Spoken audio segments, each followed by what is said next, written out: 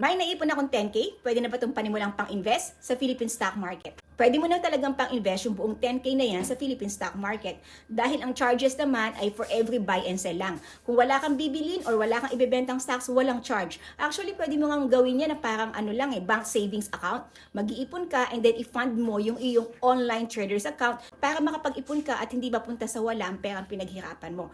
So anong gagawin mo? Pwede kang mag-invest sa dividend, maghanap ka ng mga blue chip stocks and real estate investment trust or REITs na nagbibigay ng cash dividend quarterly.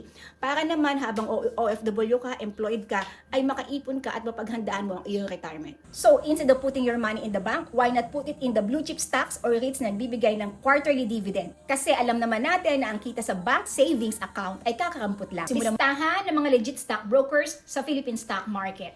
Madami pong legit stock brokers sa Philippine stock market. Ilalagay ko yung link dito ng website ng Philippine Stock Exchange para makita mo lahat ng legit stock brokers. However, ang mga example nito ay Call Financial, BPI Trade, Video Securities, First Metrosec, and madami pang iba. Ang gawin mo, puntahan mo na lang yung link ng Philippine Stock Exchange website, and then ang gawin mo ay i-research mo yung reviews ng mga stock brokers. Okay? I-research mo na para legit stock brokers talaga ang makuha mo dahil lahat ng mga legit stock brokers talaga ay nakalista sa Philippine Stock Exchange website para hindi ka maloko na kung sino man